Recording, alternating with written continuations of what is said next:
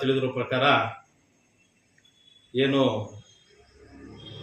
ನಮ್ಮ ಕ್ಲಿನಿಕ್ ಅಂತ ಹಾಸ್ಪಿಟ್ಲ್ ಒಂದು ನಮ್ಮ ಹಳೆ ಏರಿಯಾ 17ನೇ ವಾರ್ಡಲ್ಲಿ ಓಪನ್ ಆಯಿತು ಮೊನ್ನೆ.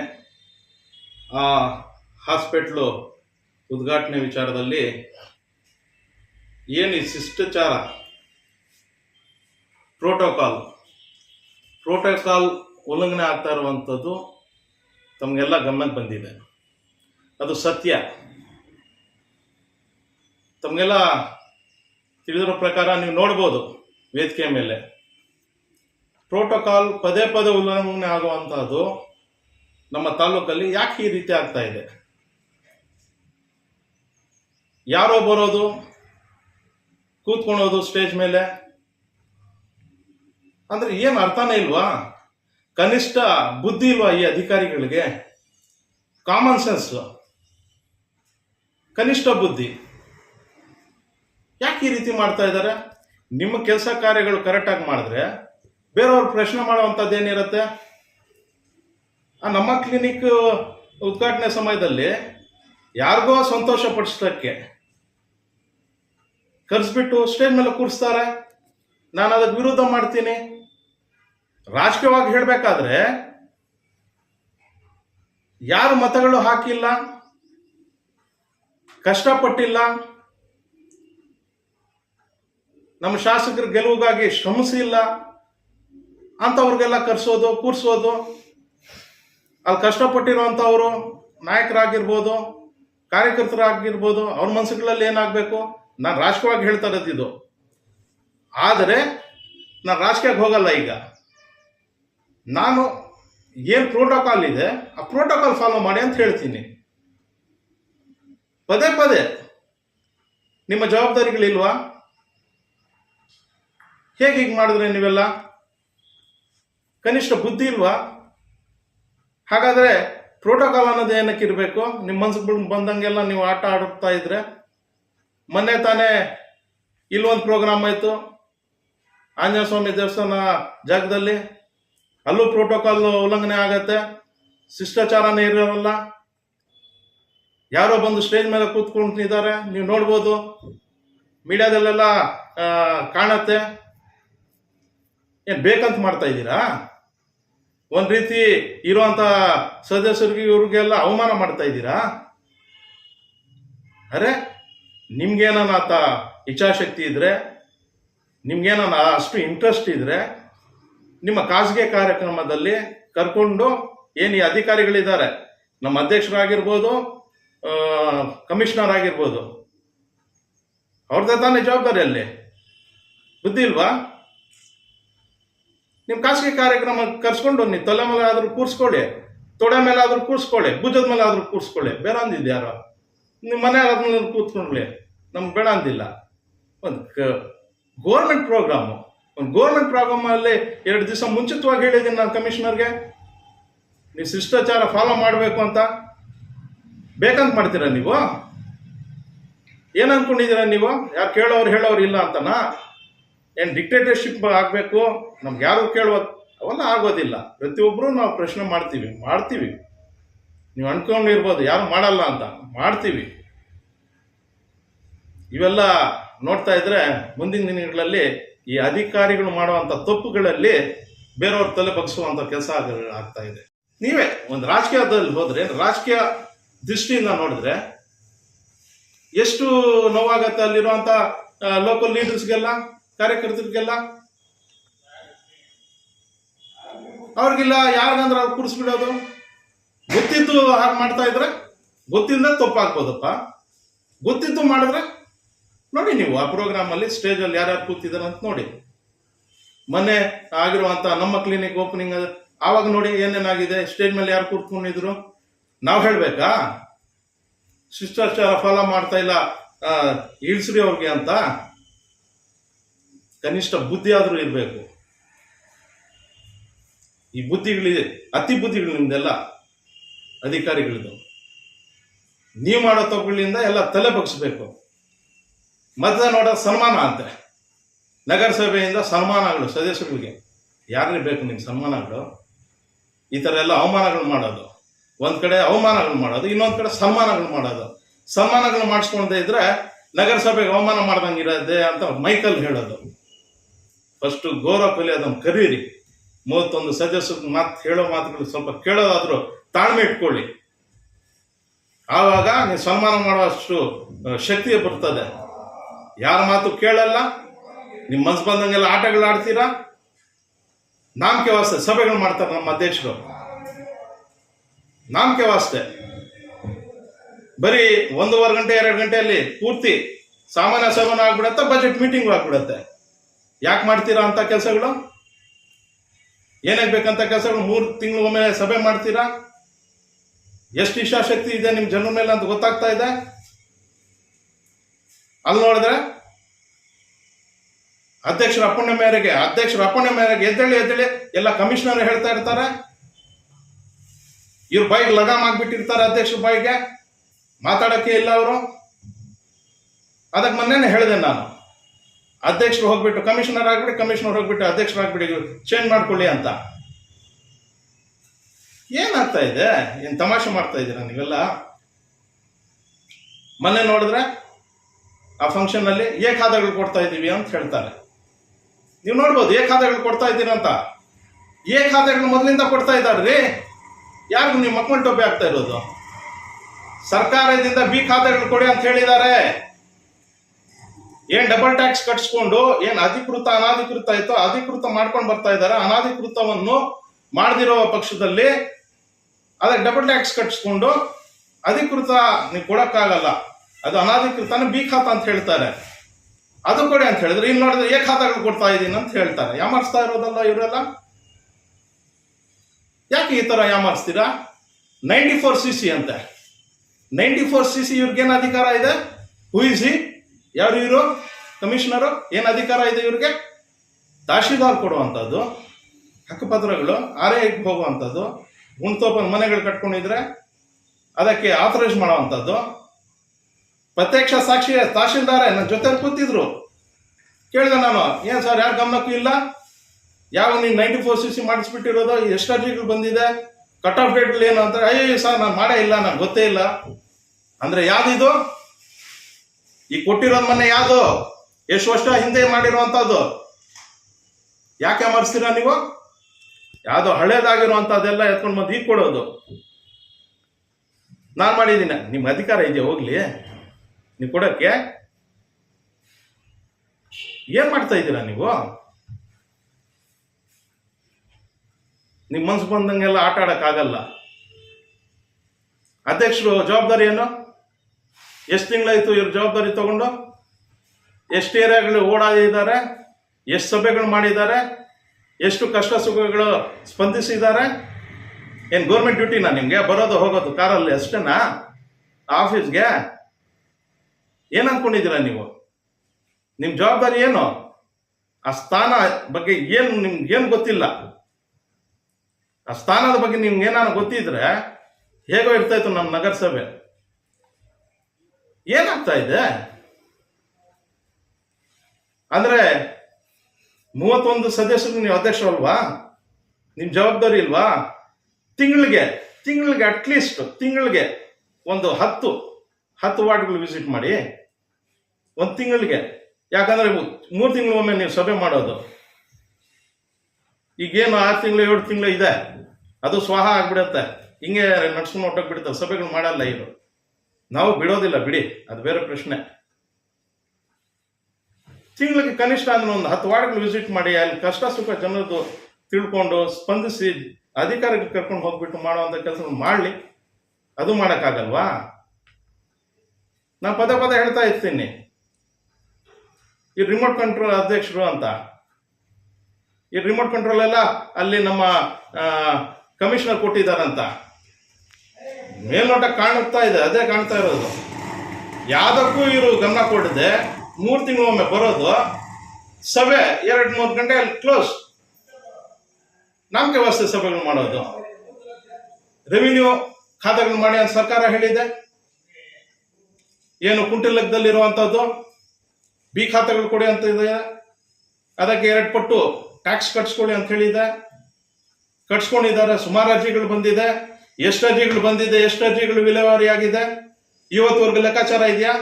ಮೊನ್ನೆ ತಾನೇ ನಾನು ಹೇಳಿದೆ, ಪಬ್ಲಿಕ್ ಪ್ಲೇಸಸ್ ಅಲ್ಲಿ ಎಲ್ಲ ಹೇಳ್ಕೊಳ್ತಾ ಇದ್ದಾರೆ, ಈ ತರ ಏನು ಒಂದು ಖಾತೆಗೆ 1 ಲಕ್ಷ ರೂಪಾಯಿ ಡಿಮ್ಯಾಂಡ್ ಮಾಡ್ತಾ ಇದ್ದಾರೆ ಅಂತ. ಈ ಯಾರು ಬ್ರೋಕರ್ಗಳಿದ್ದಾರೆ ಆ ಬ್ರೋಕರ್ ಮುಖಾಂತರಗಳು ಈ ರೀತಿ ಆಗ್ತಾ ಇದೆ ಅಂತ ಪಬ್ಲಿಕ್ ಹೇಳ್ಕೊಳ್ತಾ ಇದೆ. ಏನು ನಾನು ಆರೋಪ ಮಾಡಿದ್ದೆ ಅಂದ್ರೆ ಪಬ್ಲಿಕ್ ಹೇಳಿರುವಂತ ನಾನು ಹೇಳಿರೋದು. ಇನ್ನೇನು 4 ಮಹಿಳಾ ಸದಸ್ಯರಿದ್ದಾರೆ, ಅವ್ರ ಯಜಮಾನರುಗಳು ಅಲ್ಲಿ ಬಂದು ವ್ಯಾಪಾರಗಳು ಮಾಡ್ತಾ ಇದ್ದಾರೆ, ಅದು ವಿಡಿಯೋಗಳು ತೋರಿಸಿ ನಾವೇ ತೋರಿಸ್ತೀವಿ ಅಂತ ಹೇಳಿದೀವಿ. ಅದರಲ್ಲಿ ಒಬ್ಬ ನಗರಸಭೆ ಸದಸ್ಯನು ಇದ್ದಾನೆ, ಈಗವರೆಗೂ ತೋರಿಸಿಲ್ಲ. 3 ಮೀಟಿಂಗ್ನಿಂದ ಹೇಳ್ತಾ ಇದೀವಿ ಡಿಸ್ಪ್ಲೇ ಮಾಡಿ, ಅದು ಡಿಸ್ಪ್ಲೇ ಮಾಡಿ ಅಂತ. ಏನಾರ ಕೇಳಕ್ ಹೋದ್ರೆ ಬ್ಯಾಕಪ್ ಇಲ್ಲ ಅಂತ ಹೇಳ್ಬಿಡ್ತಾರೆ. ಬೇಕಾದ್ರೆ ನೆಕ್ಸ್ಟ್ ಇದೇ ಉತ್ತರ ನೋಡ್ಕೊಳ್ಳಿ ನೀವು. 2 ತಿಂಗಳು 3 ತಿಂಗಳ ಹಿಂದೆ ನೀವು ವಿಡಿಯೋ ಡಿಸ್ಪ್ಲೇ ಮಾಡಿ ಅಂತ ಹೇಳಿದ್ರೆ ನಮ್ಮಲ್ಲಿ ಬ್ಯಾಕಪ್ ಇಲ್ಲ ಅಂತ ಹೇಳ್ತಾರೆ. ಇದೇ ಉತ್ತರ ಬರೋದು. ಇದಕ್ಕೆಲ್ಲ ಏನು ಅರ್ಥ ಆಗ್ತಾ ಇದೆ? ಇವರೆಲ್ಲ ಯಾಕೆ ಮಾಡ್ತಾ ಇಲ್ಲ ಅಂದ್ರೆ ಮೇಲ್ನೋಟಕ್ಕೆ ಏನು ನಡೀತಾ ಇದೆ ವ್ಯವಹಾರಗಳು ಅಂತ ಗೊತ್ತಾಗ್ತಾ ಇದೆ. ಹೇಳ್ತಾ ಇದಾರಲ್ಲ, ಜನರೇ ಹೇಳ್ತಾ ಇರೋದು ಎಲ್ಲ ನೋಡಿದ್ರೆ. ಚಾಲೆಂಜ್ ಮಾಡ್ತೀನಿ ಈಗ, ಚಾಲೆಂಜ್, ಇಟ್ಸ್ ಮೈ ಚಾಲೆಂಜ್. ಎಷ್ಟು ಅರ್ಜಿಗಳು ಬಂದಿದೆ, ಎಷ್ಟು ಅರ್ಜಿಗಳು ವಿಲೇವಾರಿ ಆಗಿದೆ, ಏನು ಕುಂಟೆ ಲೆಕ್ಕದಲ್ಲಿ ಅದರಲ್ಲೂ ಯಾಮಾರಿಸ್ತಾರೆ. ಕುಂಟೆ ಲೆಕ್ಕದಲ್ಲಿ ಬಂದಿರುವಂತ ಅರ್ಜಿಗಳು, ಬಿ ಖಾತೆಗಳು ಮಾಡುವಂತಹದ್ದು, ಮಾರ್ಚ್ ಹಿಂದೆ ಆಗಿರುವಂತ ಅರ್ಜಿಗಳು ಎಷ್ಟಿದೆ, ಯಾಕೆ ಮಾಡಿಲ್ಲ, ಏನಾದ್ರ ಹಿಂದೆ, ಏನ್ ಮರ್ಮ, ಏನ್ ನಡೀತಾ ಇದೆ, ಜನರ ಪ್ರಶ್ನೆಗಳು. ಅವ್ರು ಹೇಳಿರೋದು ನಾನು ಕೇಳ್ತಾ ಇರೋದಷ್ಟೇ. ಅಲ್ಲಿ ನಡೆಯುತ್ತಾ ಇರುವಂತ ಡಿಸ್ಕಷನ್ಗಳು, ಅದ್ರ ಹಿಂದೆ ಏನ್ ಮರ್ಮ,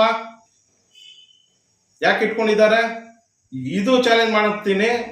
ಅಕಸ್ಮಾತ್ ಏನನ್ನ ನಮ್ಮ ಮಿನಿಸ್ಟರ್ ಸಾಹೇಬ್ರೆ ಯಾರ್ಯಾರು ಅರ್ಜಿಗಳು ಹಾಕಿದ್ದಾರೆ ಆ ಅರ್ಜಿಗಳು ಎತ್ಕೊಂಡು ಬನ್ನಿ, ನಾನು ನೋಡ್ತೀನಿ ಅಂತ ಹೇಳಿದ್ರೆ ಗೃಹ ಕಚೇರಿ ಎಲ್ಲ ಫುಲ್ ಆಗಿಬಿಡತ್ತೆ. ಅಷ್ಟು ಅರ್ಜಿದಾರರು ಬಂದಲ್ಲಿ ಕೂತ್ಕೊಳ್ತಾರೆ. ನೋಡ್ಬೋದು, ಒಂದು ಟ್ರಯಲ್ ಬೇಸಿಸ್ ಅಲ್ಲಿ ನೋಡ್ಬೋದು. It's A fact. Trial basis ಅಲ್ಲಿ ನೋಡ್ಬೋದು.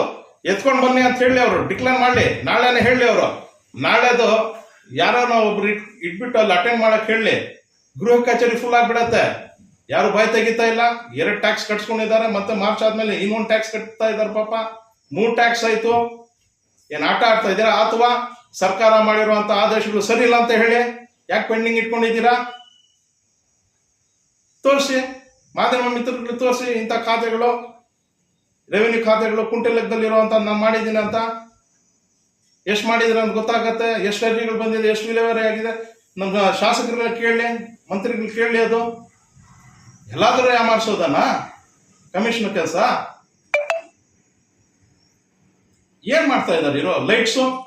ಆ ಲೈಟ್ಸ್ ಅಂತ 40 ವಾಟ್ಸ್ ಲೈಟ್ಸ್, 1,500 2,000 ಲೈಟ್ ಹೋಗ್ಬಿಟ್ಟು 10-12 ಸಾವಿರ ರೂಪಾಯಿ ಕೊಡೋದು.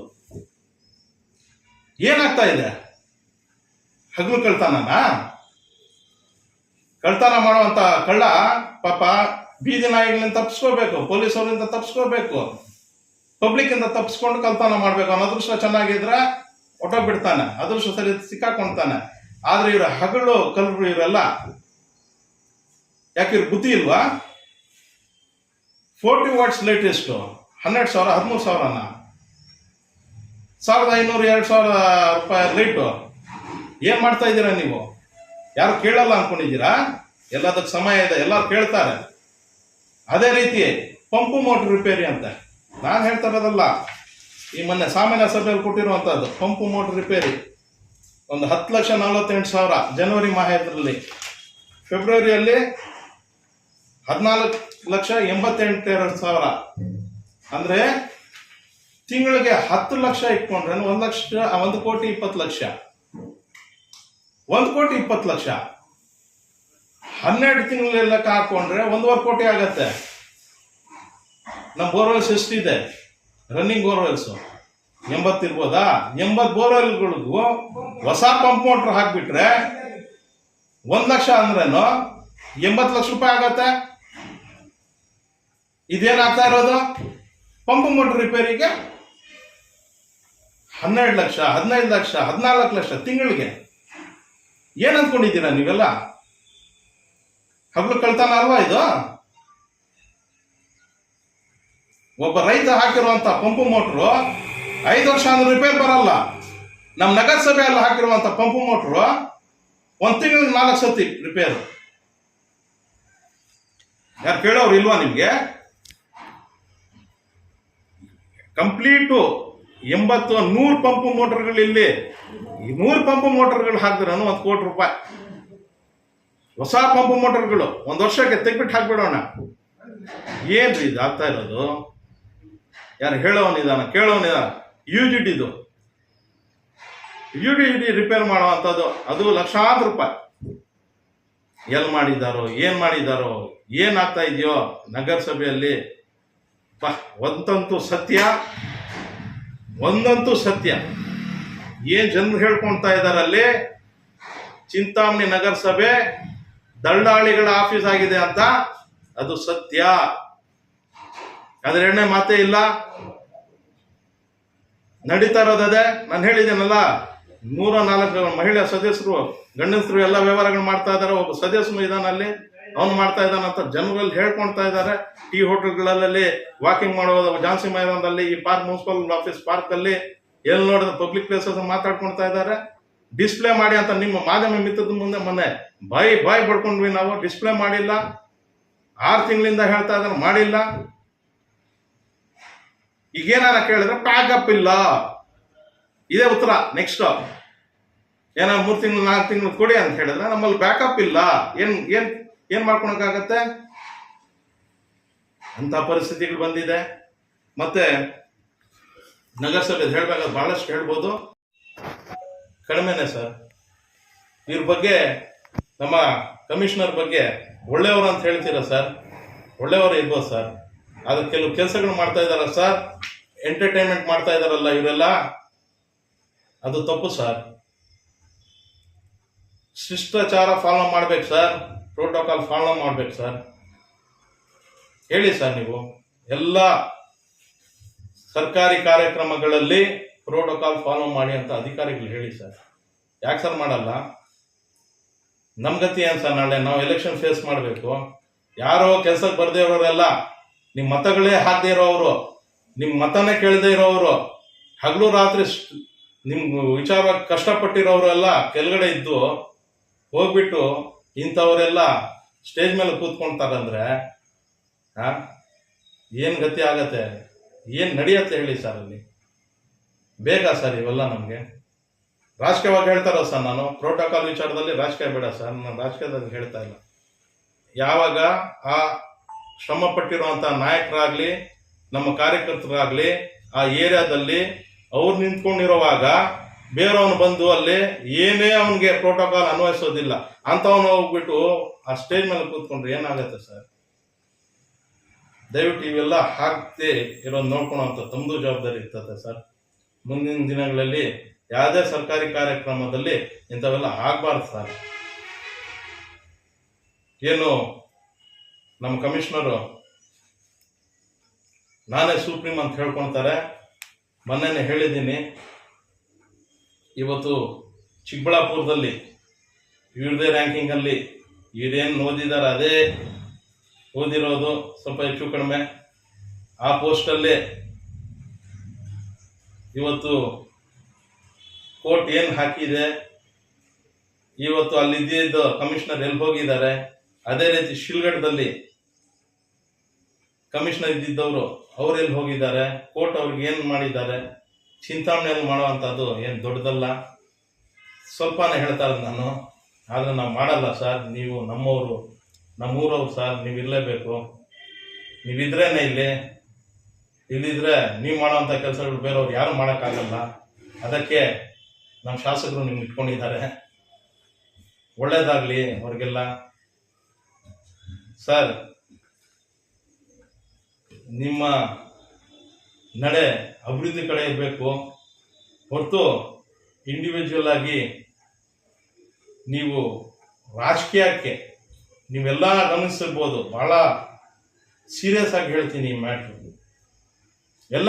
ಮೊನ್ನೆ ಸಾಮಾನ್ಯ ಸಭೆಯಲ್ಲಿ ನಾನು ಪ್ರಶ್ನೆ ಮಾಡ್ತಾ ಇದ್ರೆ ನಾನು ಒಬ್ಬ ದಲಿತ ಅಂತ ಹೇಳ್ತಾರೆ. ಏನ್ ಸರ್ ಭಯಪಡಿಸ್ತಾ ಇರೋದಾ? ನೀವು ದಲಿತ ಅಂತ ನಿಮ್ಮ ಕಮಿಷನರ್ ದಲಿತ ಅಥವಾ ಮುಸ್ಲಿಮು ಕುರುಬ ರೆಡ್ಡಿ ಅಂತ ಏನಾರ ನಿಮ್ಗೆ ನೇಮಕ ಮಾಡಿದಾರ ಸರ್ ಸರ್ಕಾರದಿಂದ? ಸರ್ಕಾರಿ ನೌಕರ ಸಂಘದ ಅಧ್ಯಕ್ಷರೇ, ನಿಮ್ಗೆ ಪ್ರಶ್ನೆ ಕೇಳಕ್ಕೆ ಇಷ್ಟಪಡ್ತೀನಿ. ಇಂಥ ಅಧಿಕಾರಿಗಳು ತಮ್ಮ ಜಾತಿಗಳ ಪ್ಲೇಕಾರ್ಡ್ಗಳನ್ನು ಯೂಸ್ ಮಾಡ್ತಾರಲ್ಲ, ನಮ್ಮಂಥವ್ರಿಗೆ ಇದಕ್ಕೇನು ಹೇಳ್ತೀರಾ ನೀವು? ಬುದ್ಧಿ ಹೇಳೋ ಅವಶ್ಯಕತೆ ಇಲ್ವಾ ಇಂಥವ್ರಿಗೆ? ಜಾತಿಗಳ ಮಧ್ಯೆ ಇವರು ಬೆಂಕಿ ಇಕ್ಕುವಂತ ಕೆಲಸಗಳು ಮಾಡ್ತಾ ಇದ್ದಾರೆ. ನಾನು ಹೇಳಿದೆ ಜೋರಾಗಿ, ಐ ಆಮ್ ಇಂಡಿಯನ್ ಅಂತ ಹೇಳಿದೆ. ಯು ಆರ್ ಪಬ್ಲಿಕ್ ಸರ್ವೆಂಟ್ ಅಂತ ಹೇಳಿದ್ದೀನಿ. Is A public servant. ಯಾವುದೇ ಅಧಿಕಾರಿ ಇರಲಿ, ಎಲ್ಲೇ ಇರಲಿ ಇಂಡಿಯಾದಲ್ಲಿ, ಅವನ್ ದಲಿತನಾಗಿರ್ಬೋದು, ಮುಸ್ಲಿಂ ಆಗಿರ್ಬೋದು, ಕುರ್ಬ ಆಗಿರ್ಬೋದು, ರೆಡ್ಡಿ ಆಗಿರ್ಬೋದು, ಗೌಡ ಆಗಿರ್ಬೋದು, ಏನೇ ಇರ್ಲಿ, ಕ್ಯಾಶ್ ಅನ್ವಯಿಸೋದಿಲ್ಲ ಆತನಿಗೆ. ಆ ಪೋಸ್ಟ್ ಗಿಂತವನಂತ ಇರಲ್ಲ. ಕಮಿಷನರ್ ತಹಶೀಲ್ದಾರ್ ಅಷ್ಟೇ. ಈ ಜಾತಿ ಆ ಜಾತಿ ಅಂತ ಏನಕ್ಕಿಂತ ಕೆಲಸಗಳು ಮಾಡ್ತೀರಾ? ಇವೆಲ್ಲ ನೀವು ಮಾಡಬೇಕಾದ್ರೆ ಕಮಿಷನರ್ ಅವ್ರು ಹೇಳಕ್ಕೆ ಇಷ್ಟಪಡ್ತೀನಿ, ರಾಜೀನಾಮೆ ಕೊಡಿ, ನಿಮ್ಮ ಪೋಸ್ಟ್ಗೆ ಸೆಲೆಕ್ಟ್ ಮಾಡ್ಕೊಳ್ಳಿ, ಯಾವ್ದನ್ನ ಏರಿಯಾ ಸೆಲೆಕ್ಟ್ ಮಾಡ್ಕೊಳ್ಳಿ, ರಾಜಕೀಯಕ್ಕೆ ಬನ್ನಿ. ಇಲ್ಲಿ ನಿಮ್ಮ ಏನು ವೋಟರ್ ಲಿಸ್ಟ್ ಇದೆ ನಗರದಲ್ಲಿ ಸೇರ್ಪಡೆ ಮಾಡಿಕೊಂಡು ನೀವು ಬನ್ನಿ, ಮಾಡಿ. ರಾಜಕೀಯ ಬಿಡ ಅಂತಿದ್ಯಾರು? ಇವೆಲ್ಲ ರಾಜಕೀಯ ನಡೆಯೋದಿಲ್ಲ ಸರ್. ಎಲ್ಲಿದ್ರೂ ನಾವು ಹೇಗಿದ್ರೂ ನಾವು ವಿರೋಧ ಮಾಡ್ತೀವಿ, ಆದ್ರೆ ಎಣ್ಣೆ ಮಾತೇ ಇಲ್ಲ. ನೀವು ಬೇರೆ ಬೇರೆ ರೀತಿಯಲ್ಲಿ ಹೋದ್ರೆ ನಾವು ಬಿಡೋರು ಅಲ್ಲ. ನಾವು ಹೇಳೋದೇನಂದ್ರೆ, ಜನರ ಸಮಸ್ಯೆನ ಆಲ್ಸಕ್ಕೆ ಬಂದಿದ್ದೀರಾ. As a public servant you have to work. I'll question you several times, 1000 times. You have to answer me. ನಾ 1000 ಸತಿ ನಿಮ್ಮ ಪ್ರಶ್ನೆ ಕೇಳಿದ್ರೆ ನಾನು ಉತ್ತರ ಕೊಡ್ಬೇಕಷ್ಟೇ. ಸಂವಿಧಾನ ಹಕ್ಕದಲ್ಲಿ ನಾವು ಬದುಕ್ತಾ ಇರೋದು. ಇವತ್ತು ಡಾಕ್ಟರ್ ಬಿ ಆರ್ ಅಂಬೇಡ್ಕರ್ ಸಾಹೇಬರು ಕೊಟ್ಟಿರುವಂತ ಸಂವಿಧಾನದಲ್ಲಿ, ಆ ಅಡಿಯಲ್ಲಿ ನಾನು ಸದಸ್ಯನಾಗಿರೋದು. ಇವತ್ತು ನಮ್ಮ ಕುಟುಂಬಸ್ಥರೆಲ್ಲ ಅದರಲ್ಲೇ ಆಗಿರೋದು. ನಮ್ಮ ಒಂದು ವೋಟಿಂಗ್ ಪವರ್ ಏನಾದ್ರು ಕಿತ್ತಾಕ್ಬಿಟ್ರೆ ಕೇಳೋರಿರಲ್ಲ, ಹೇಳೋರಿರಲ್ಲ. ಬಾಬಾ ಸಾಹೇಬ್ ಅಂಬೇಡ್ಕರ್ ಕೊಟ್ಟಿರುವಂಥ ಸಂವಿಧಾನದಲ್ಲಿ ಇವತ್ತು ನಮಗೇನು ವೋಟಿಂಗ್ ಪವರ್ ಇದೆ, ಅದರಿಂದ ಇವತ್ತೆಲ್ಲ ಸ್ಥಾನಮಾನಗಳೆಲ್ಲ ನಮ್ಗೆ ಸಿಕ್ಕಿರೋದು. ನಿಮಗೂ ಕೂಡ ಕಮಿಷನರ್ ಅವರು ಕೂಡ ಅದೇ ಸಂವಿಧಾನ ಅಡಿಯಲ್ಲಿ ನಿಮಗೂ ಜಾಬ್ ಸಿಕ್ಕಿರೋದು. ಇಲ್ಲ ಅಂತ ಹೇಳಿದ್ರಿ, ಆ ಸಂವಿಧಾನದಲ್ಲಿ ನನಗೆ ಸಿಕ್ಕಿಲ್ಲ ನನ್ನ ಜಾಬು, ನಾನು ಬೇರೆ ಬೇರೆ ರೀತಿಯಲ್ಲಿ ನಾನು ಸಿಕ್ಕಿರೋದು ಅಂತ ಹೇಳ್ಬೇಡಿ, ಹೋಗ್ಲಿ. ಇವೆಲ್ಲ ಮಾಡಬಾರ್ದು. ದೇವ್ರು ಒಳ್ಳೆ ಬುದ್ಧಿ ಕೊಡ್ಲಿ ನಮ್ಮ ಕಮಿಷನರ್ ಅವ್ರಿಗೆ. ಯಾಕಂದ್ರೆ ನಮ್ಮೂರು, ನಮ್ಮೂರವರು, ಅವ್ರು ನಾವು ವಿರೋಧ ಮಾಡಲ್ಲ, ಅವ್ರು ನಾವು ಕಳಿಸಲ್ಲ, ತೊಂದರೆ ಕೊಡಲ್ಲ, ಇಲ್ಲೇ ಇರ್ಬೇಕು. ಅವರು ಒಳ್ಳೆ ಕೆಲಸಗಳು ಮಾಡ್ಬೇಕಂತ ಹೇಳ್ತಾ ಎರಡು ಮಾತು ಮುಗಿಸ್ತೀವಿ.